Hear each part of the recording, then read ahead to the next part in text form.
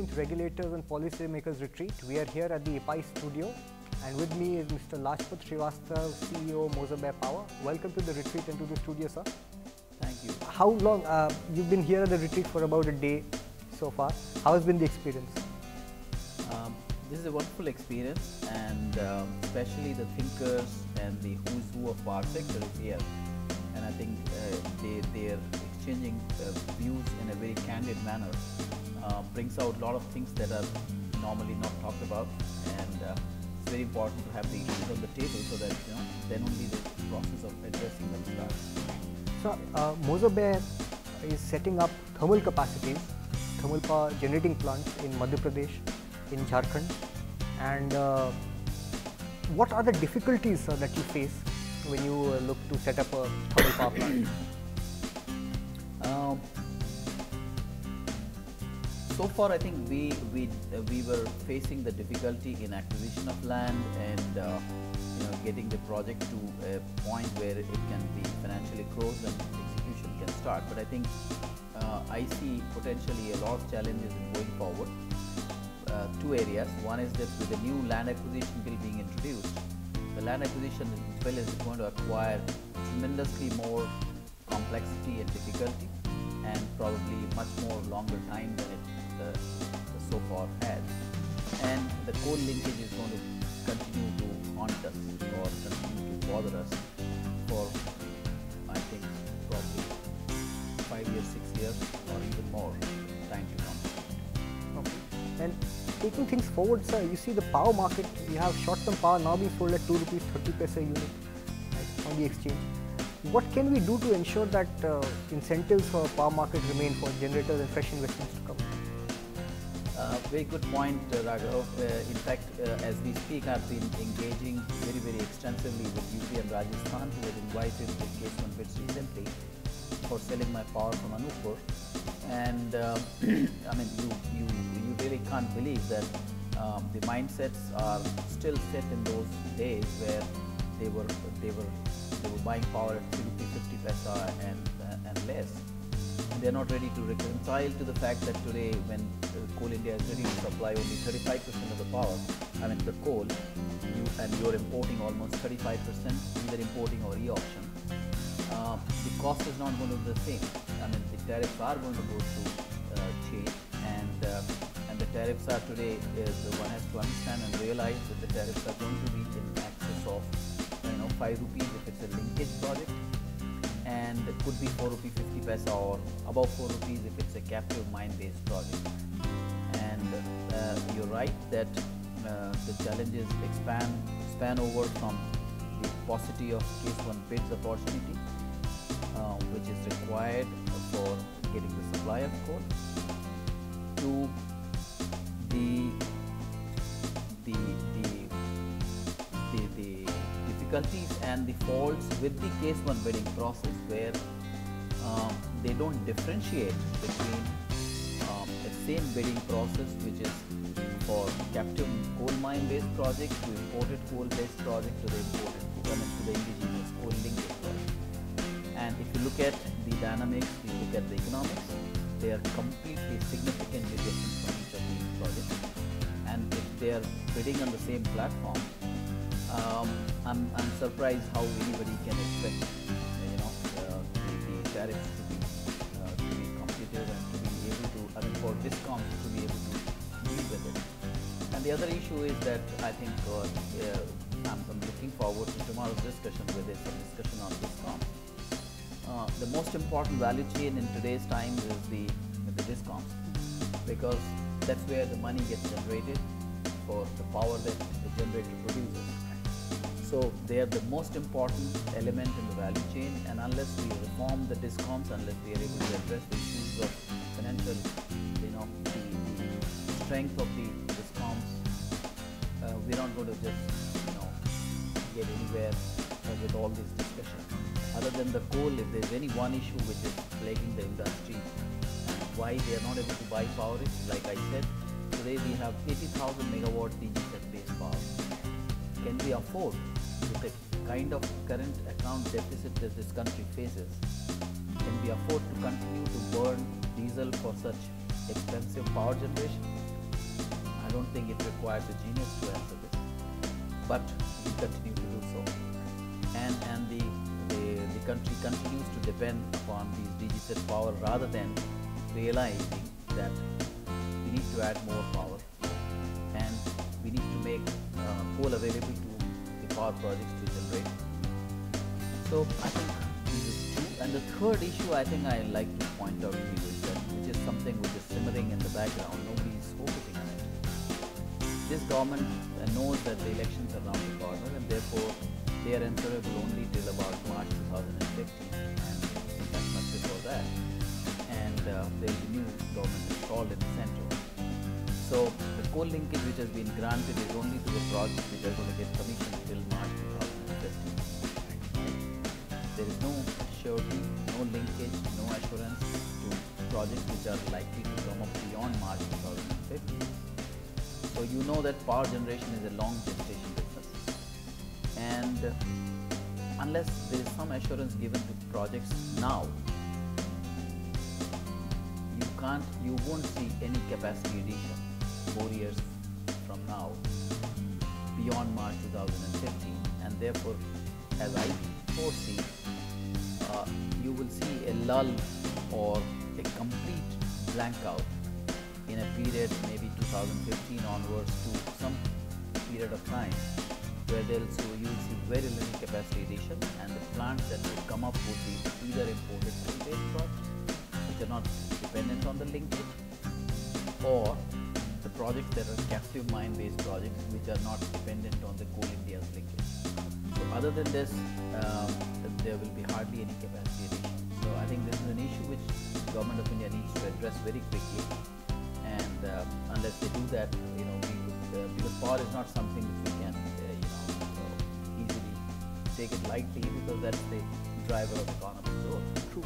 Going back to coal, sir. Right now in the retreat, we had this particular session where Mr. Sunil Wadhwa, who is ex-head of a particular DISCOM, he was saying that as a DISCOM, they wanted to actually go and bid for a coal mine and use that coal mine, invite an MDO, mine development operator, to come and mine that coal out and possibly generate power through some other process and then sell it. So are we seeing a phase of integration taking place after unbundling? The unbundling concept came in, and does this make sense for the economy? I think even as a chief executive of a company, we have always in our business plan, we have always envisaged that we will do backward and forward integration. And what I mean is that just setting up thermal power plants is not enough. We would like to be secured by doing backward integration in terms of doing coal mining and having coal blocks of our own, so that we have security of fuel.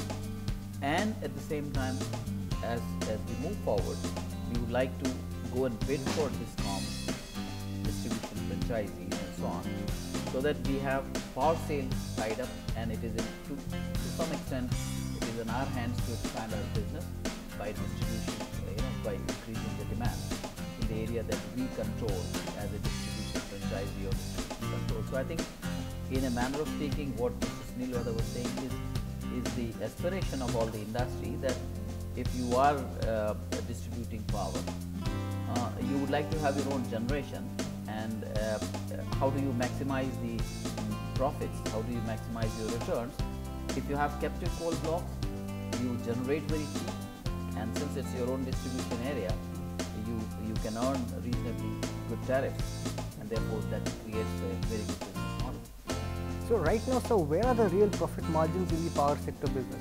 Most people are saying there is no profit in power, so we won't come in. Are there any profits to be made in the foreseeable future? I think I wouldn't subscribe to this view. There is profit to be made in the power market, and power market being so capital intensive, even the people who you see in the market, you wouldn't be seeing them if it was not profitable. Important thing is that power is a business which is a long gestation period business, and this one thing you need to understand. And it requires deep pockets to sustain it till it starts generating revenue. So from the time that you decide to go in for a power plant and you start investing money into this, and till the time you generate the first rupee out of it, it takes sometimes 6 to 7 years. Now, I think you will agree that it's not everybody's cup of tea. So if you see the dearth of investors or people who will be invested in power sector being reduced, is because of the challenges that are coming. And the more as it is, the power sector is fraught with lots of issues and challenges. And in the recent times, I think these challenges have been increased significantly. And therefore, the people who were first-time investors or smaller companies who wanted to get into power sector because it's a core sector, and with the reforms being implemented now, they wanted to get into the sector. They have taken a back seat, and they want to observe for some time before they decide that they'll get into the sector or not. So let's take the case 2 bidding process, sir. There is this particular amendment that came out a few months ago where the government said that in order to get your coal linkage, you need to have a PPA done, a competitively bid PPA done with a DISCOM, and only then will we give you your coal. If you have got 50% of your power tied up, we'll give you no more than 50% of your coal. How will this scenario play out given the fact that DISCOMs are not going in for long-term PPAs in the first place? I think very important point, Driver, and I appreciate your understanding of the sector. These are the things that the government has to face for, and these are the deeper issues. These are the issues that only government can handle. Now, you've raised a very pertinent point. I think it's a chicken and egg situation. And why? Because unless the bidding process and the document based on which the bidding takes place is made a little bit more practical and realistic, like I talked about earlier, that you can't be asking all the bidders, whether it's captive mine based or imported or indigenous coal linkage, to be bidding in the same bidding process. Now, and then several other complexities which are built into this bidding document.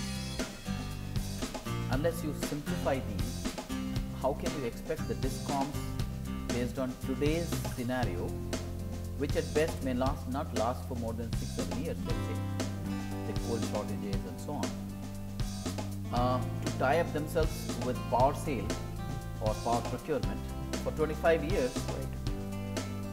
And 5 years hence from now, when power market suddenly collapses because Coal India is giving you 100% coal supply and things have eased out and your tariffs have dropped, the DISCOMs would be still buying power at a very expensive rate because they tied up the contracts in a period when the situation was very tough. So I'm not surprised that DISCOMs are reluctant to tie up on long-term basis in this scenario. But then also I think we need to realize that the DISCOMs have to become financially strong and viable, for which all this reduction in AT&C losses, collection efficiency, and the reasonable tariffs, all of these go into making them financially strong. And for last several years, and of course, doling out free power to the farmers as vote politics. I think all of this has to stop at some stage, and unless we look at DISCOMs as the most important value chain for power generation business, and we stop, meddling with them politically, this sector will continue to suffer, and that's reality. I think if we don't understand or we don't realize it, we're going to continue. Coming back to coal, sir, do you think it makes sense for the coal sector to be revamped so that your linkages work out or your allocations work out better? Do you think there needs to be competition in the coal sector, coal regulator and private sector players getting into the coal sector? Like I said in my brief session today morning, there were a lot of coal blocks allotted to state government companies, and these companies, because of their being cash strapped, they were inviting the joint venture partners to develop these coal blocks, where the joint venture partner will hold 49%, would invest in developing the coal block, and this was a typical PPP model in which everyone who participates, all the stakeholders, where having, it's a win-win for everybody. Because the states were able to monetize their assets.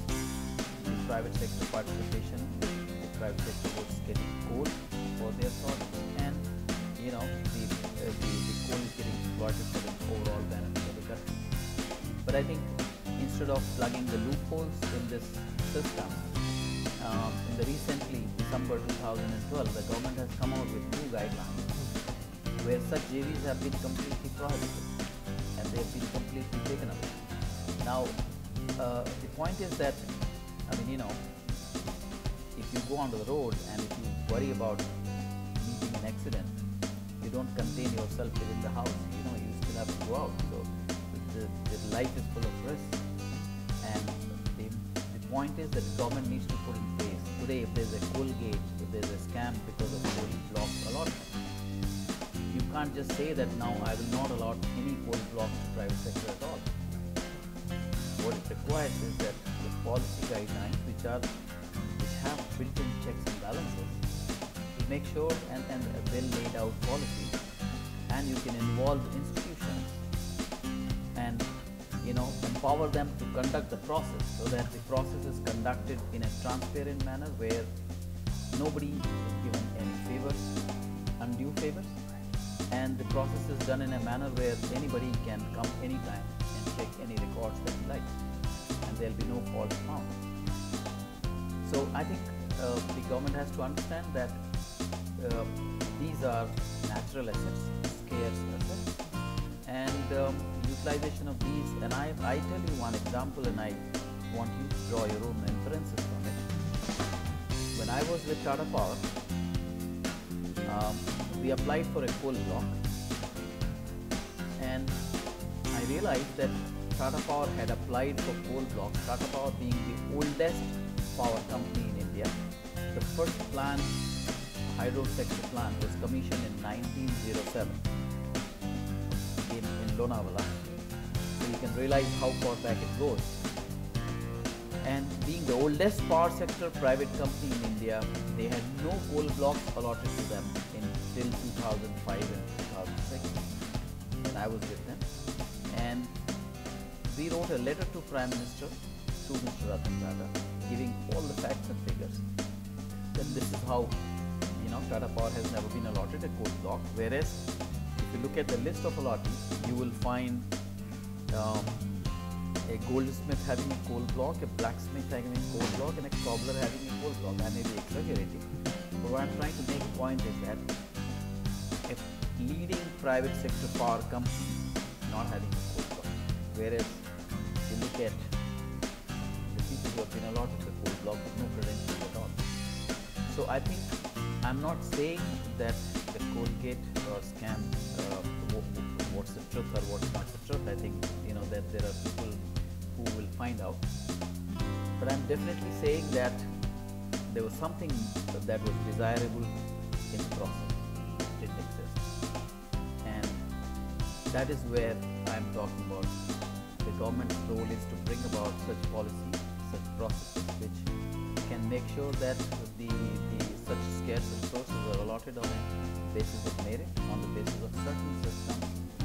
And if there is a need for an independent institution and authority to conduct such process, so be it. So, coming to the end of this interview, sir, what would be your up to 5 points as a wish list for regulators and policymakers for development of the generation?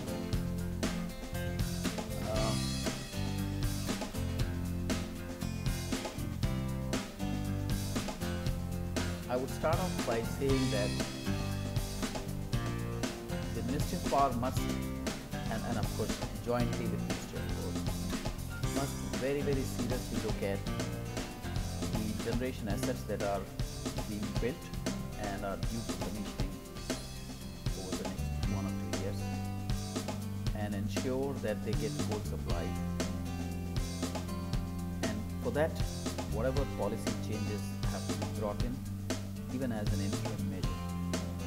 I think it's very important to do that, because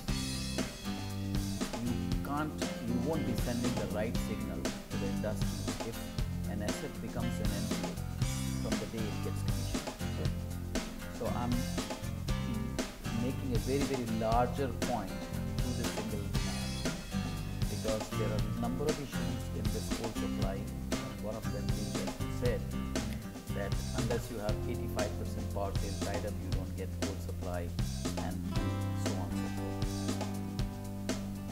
I think the second point I like to make is that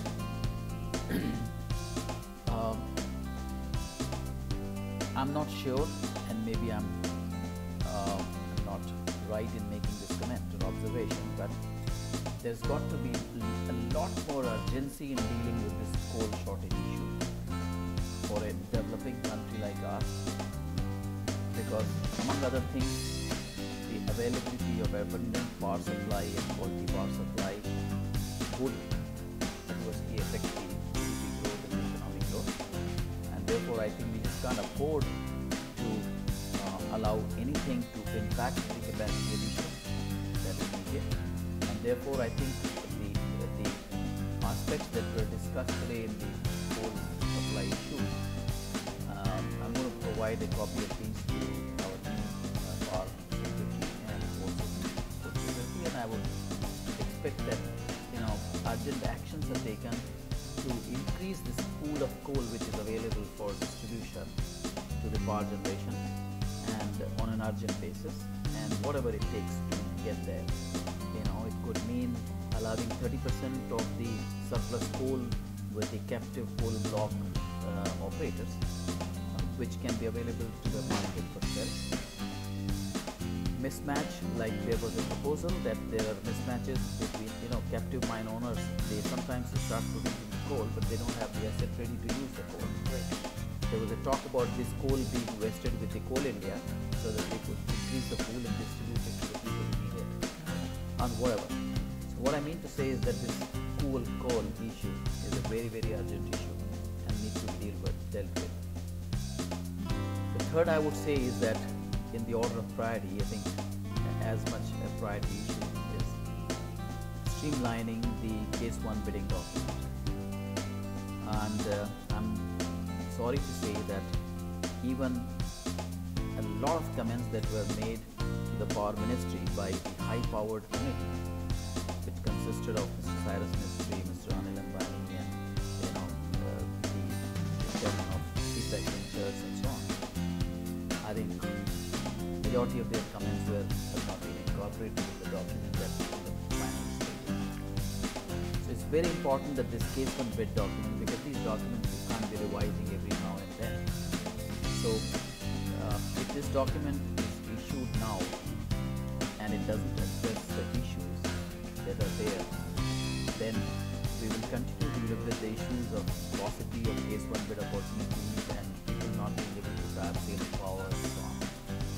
So Case 1 bidding has to be streamlined, the document has to be made in such a way that it addresses all the issues.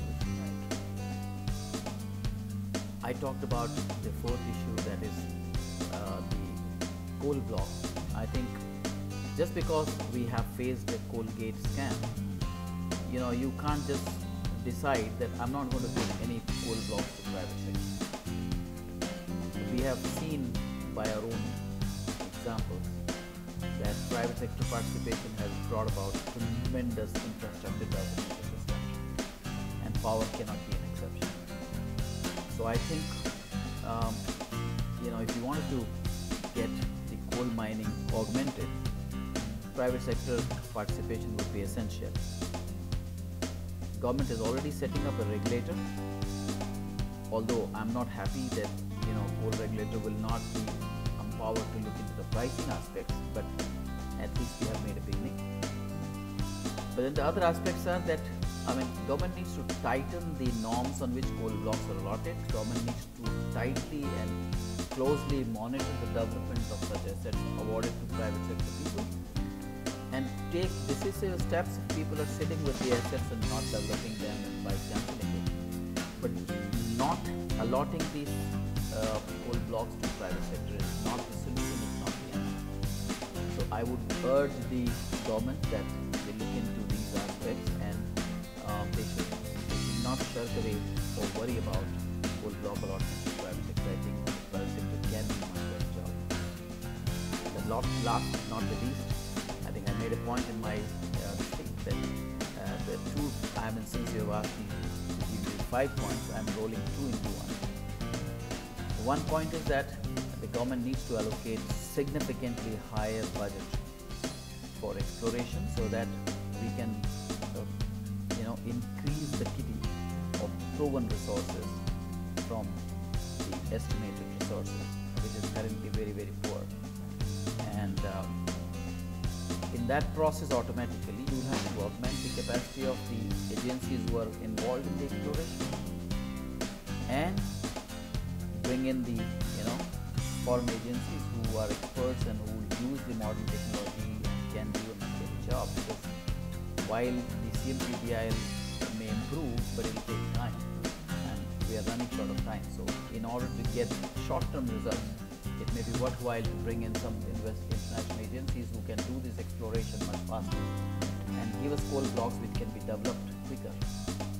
And the other aspect I think rolled into this, I said, is that I mentioned that Coal India produces coal with one-man shift at close to 14 tons as compared to 64-65 tons internationally. So I think somewhere Coal India needs to understand that they were set up with the purpose of serving the country and serving the industry.